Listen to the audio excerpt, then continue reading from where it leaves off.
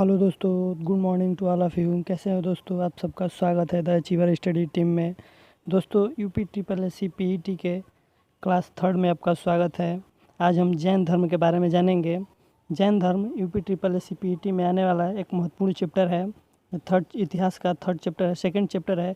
इससे पहले एक इंडस वैली सिविलाइजेशन का वीडियो पहले ही अपलोड हो चुका है। अगर आप वो नहीं देखे हैं तो जाकर हमारे प्ले लिस्ट में फ्री ऑफ कास्ट देख सकते हैं।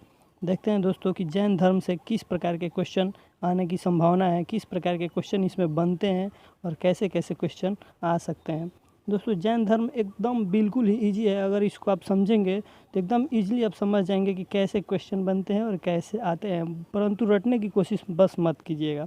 देखिए, हम बताते हैं कि जैन धर्म होता क्या है, आखिर इसमें कैसे क्वेश्चन आते हैं।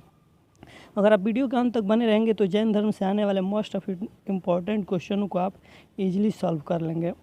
जैन धर्म में सबसे पहले क्वेश्चन ये पूछता है कि जैन धर्म में तीर्थकरों की संख्या कितनी है, यानी कितने तीर्थकर आए। जैन धर्म में तीर्थकरों से ज़्यादा ही क्वेश्चन पूछता है और तीर्थकर में एक 24वें तीर्थकर हैं महावीर स्वामी। इनसे ज़्यादा क्वेश्चन पूछता है महावीर स्वामी से। तो सबसे पहले जान लेते हैं कि तीर्थकर क्या है।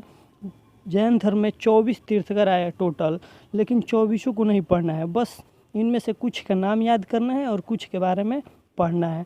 तो इसमें से स्टार्टिंग से 3 तीर्थकरों का नाम जानेंगे और अंत से 3 तीर्थकरों का नाम, इसी में आ जाएंगे महावीर स्वामी, और उन्हीं के बारे में हमें सिर्फ पढ़ना है। तो स्टार्टिंग से 3 तीर्थकर हैं ऋषभदेव, अजीतनाथ और संभव। सबसे पहले तीर्थकर हुए ऋषभदेव, उसके बाद अजीतनाथ, उसके बाद संभव। अजीतनाथ पहले तीर्थकर हैं, तो इनको जैन धर्म का संस्थापक भी कहा जाता है। लेकिन अगर वास्तविक संस्थापक पूछे तो उसके लिए महावीर स्वामी, वास्तविक संस्थापक होंगे महावीर स्वामी। लेकिन इस तरह सिंपल पूछ दे कि जैन धर्म के संस्थापक कौन है, तो ऋषभदेव। तो पहले ऋषभदेव थे तीर्थकर, दूसरे पे अजीतनाथ और तीसरे पे संभव। उसके बाद चौथा, पांचवा, छठवा वो सब याद करने की आपको ज़रूरत नहीं है। चौथा, पांचवा, छठवा, सातवां ऐसे ही। उसके बाद 22वां पे है अरिष्टनेमी, 23वें स्थान पे हैं पार्श्वनाथ और 24वें स्थान पे हैं महावीर स्वामी। 24वें स्थान पे है महावीर स्वामी। दोस्तों, बस इनका नाम याद कर लीजिए। उसके बाद आइए देखिए हम आपको बताते हैं क्या, एकदम इजी। महावीर स्वामी से ही केवल इसमें क्वेश्चन पूछता है कि महावीर स्वामी का जन्म कब हुआ, उनका स्थान क्या है, बचपन का नाम क्या है, बस महावीर स्वामी से रिलेटेड। तो देखते बता देते हैं हम कि महावीर स्वामी का जन्म 540 ईसा पूर्व माना गया है। एक ऐसे भी देता है कि 599 ईसा पूर्व, तो वो आ जाए तो भी आप हिचकिचाइएगा नहीं, 599 ईसा पूर्व भी आप मान सकते हैं, क्योंकि इनके जन्म में जो इतिहासकार हैं उसमें मतभेद है। तो 540 और 599 दोनों को मान लिया जाता है। 540 और 599 दोनों को मान लिया जाता है। उसके बाद इनका स्थान, मतलब इनका जन्म स्थान क्या है, जन्म स्थान कुंडग्राम वैशाली, कुंडग्राम वैशाली।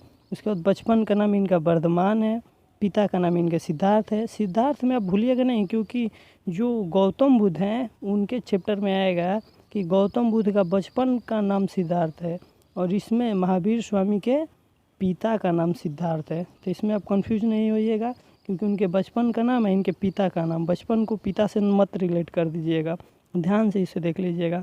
उसके बाद जो महावीर स्वामी है उनके माता का नाम त्रिशला देवी था, माता इनकी। उसके बाद इनकी पत्नी जो थी यशोदा थी।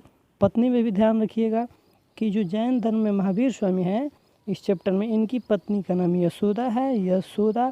और जो बौद्ध धर्म में गौतम बुद्ध जी हैं उनके पत्नी का नाम यशोधरा है। तो यशोदा और यशोधरा में कंफ्यूज नहीं होइएगा, नहीं तो इनकी पत्नियां बदल जाएगी। तो पत्नियों को नहीं ना बदलना है, पत्नी बदलने पर कितना परेशानी होता है आप समझ गए होंगे हो।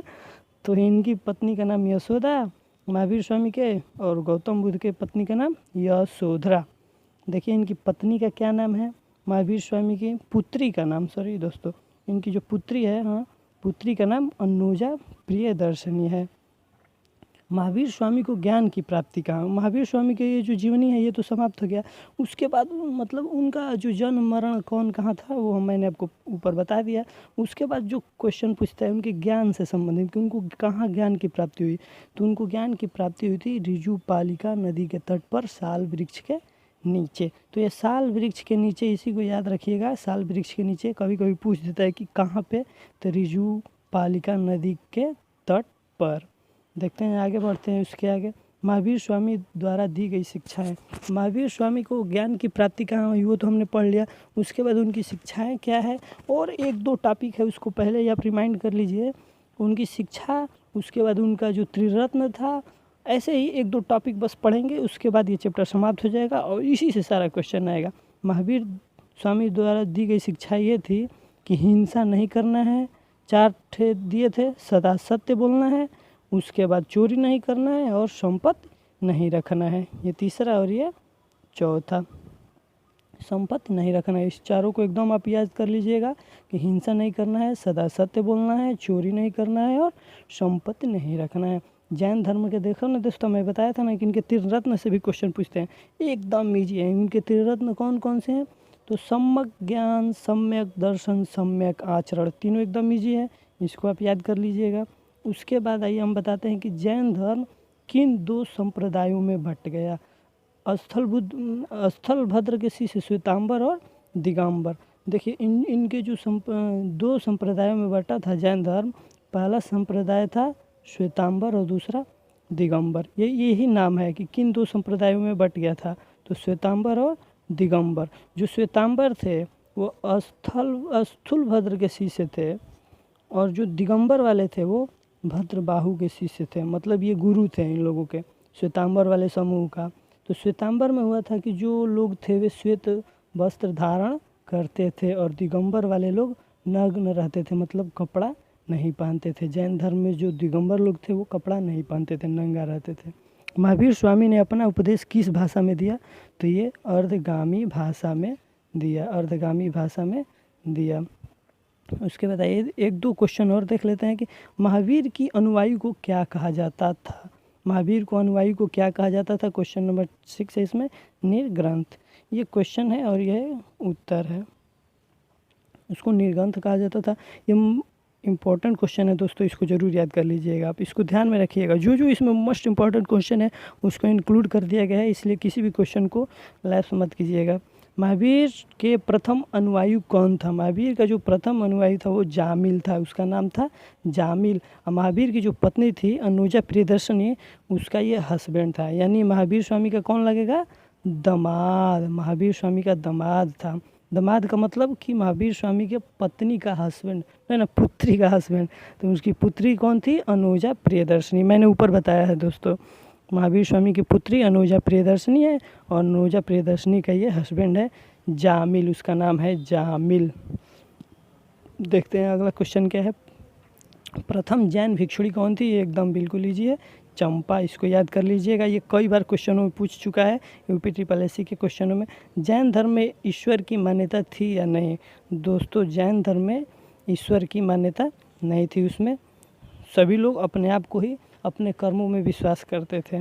उसके बाद महावीर स्वामी किस चीज़ों में विश्वास करते थे, तो पुनर्जन्म एवं कर्मवाद में विश्वास करते थे। बताया ना कि अपने कर्मों में, तो वो कर्मवाद में विश्वास करते थे और पुनर्जन्म में विश्वास करते थे, लेकिन ईश्वर की मान्यता नहीं थी। जैन तीर्थंकरों की जीवनी कहाँ मिलती है, तो जैन तीर्थंकरों की जीवनी मिलती है कल्प सूत्र में। कल्प सूत्र भद्रबाहु द्वारा रचित एक बुक है। भद्रबाहु को मैं बताया ना कि भद्रबाहु और स्थूलभद्र 2 शिष्य थे, 2 लोग थे, उन्हीं के द्वारा बना था श्वेतांबर और दिगंबर। तो श्वेतांबर और दिगंबर से ऊपर बता चुका हूँ पहले, वहाँ देख लीजिएगा पीछे एक बार, अगर याद ना आए तो वीडियो को पॉज करके। तो ये जो कल्प सूत्र है वो भद्रबाहु द्वारा रचित एक पुस्तक है, इसी में जैन तीर्थंकरों की जीवनी मिलती है। इसी में सारे जैन धर्मों की तीर्थंकरों के बारे में लिखा गया है। महावीर स्वामी की मृत्यु कब हुई, 468 ईसा पूर्व। दोस्तों जन्म और मृत्यु, इसको दोनों को आप एकदम बढ़िया से याद कर लीजिएगा। तो दोस्तों आज के सेगमेंट का यही अंतिम क्वेश्चन है। इसके आगे फिर आएगा एक बौद्ध धर्म से संबंधित क्वेश्चन और यूपी ट्रिपल एससी पीईटी से संबंधित प्रत्येक टॉपिकों को वीडियो के साथ हमारी team the achiever study team प्रत्येक दिन लेकर आती रहेगी। इसलिए प्रत्येक वीडियो को देखने के लिए, सबसे पहले देखने के लिए और हमारे साथ जुड़े रहने के लिए चैनल को सब्सक्राइब करना न भूलिएगा। Thanks for watching.